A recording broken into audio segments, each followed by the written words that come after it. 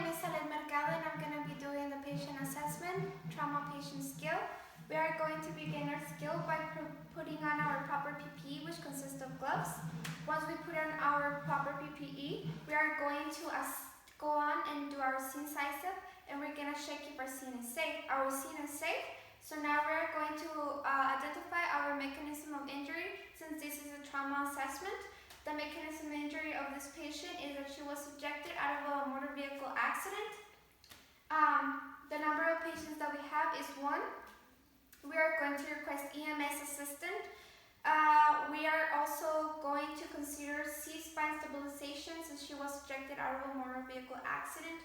I am going to ask my imaginary partner to hold C-spine on the patient. After that, we are going to move on to our primary assessment. We're going to do our general impression. My general impression of the patient is that she's a 9-year-old female that was subjected out of a motor vehicle accident that seems to be unresponsive. After that, I'm going to assess the mental status of the patient, and I'm going to approach the patient and check her responsiveness. Hey, ma'am, can you hear me? Can you hear me? She does not respond. Therefore, I am going to do painful stimuli. She's responsive to painful stimuli. After that, I am going to assess the shift complaint, which the shift complaint is that she was ejected out of a motor vehicle accident. After that, we are going to assess our ABCs. We are going to assess the airway. I'm going to make sure that she has a patent airway, which she does. There's nothing obstructing the airway. We can see the chest rise and fall. Now I'm going to assess her breathing rate, and she has 34 breaths per minute. After that, I'm going to oscillate for lung sounds.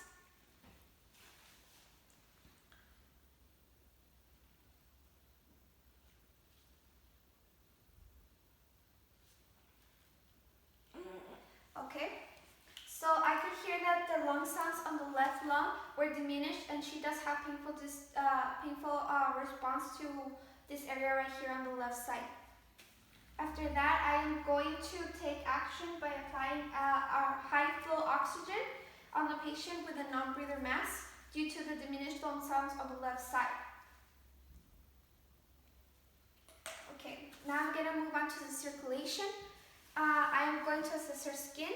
She is warm to the touch. Her skin is pink. There is no diaphoresis or cyanosis present, or cool, clammy, or sweaty.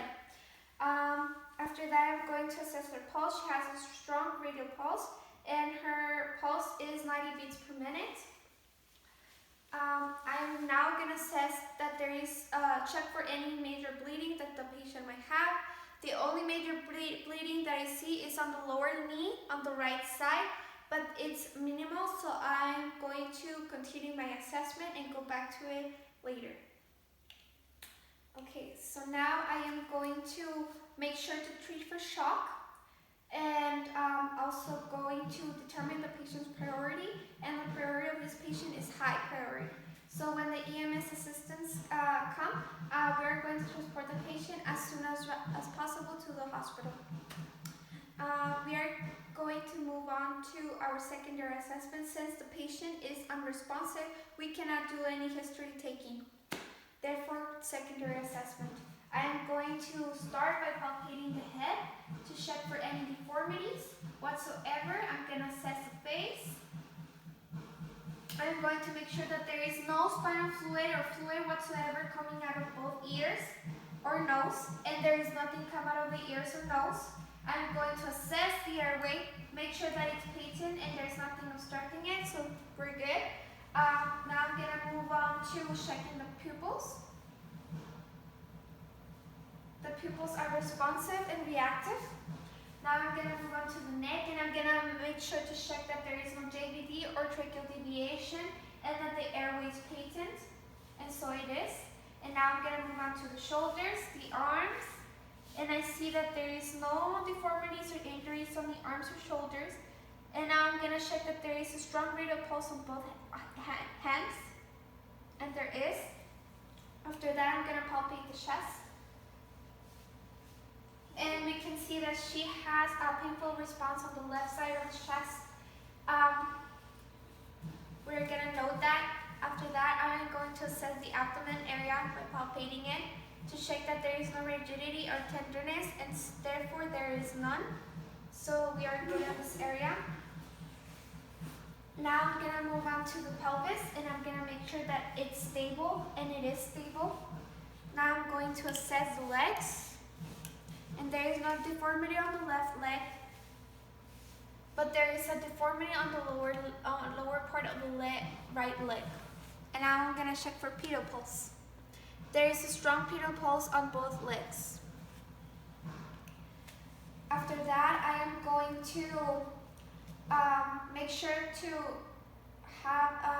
pay attention to the diminished lung sounds on the left lung, and I'm going to continue the high flow oxygen through a non-breather mask, and I am going to treat that injury on the right leg by splinting it. But first off, we are going to place the patient on the long board, and when I'm placing the patient on the long board, I'm going to make sure to assess the back and the lumbar section for any deformities or injuries, if there are any. And then once the patient is on the long board, I am going to splint the leg and treat that injury.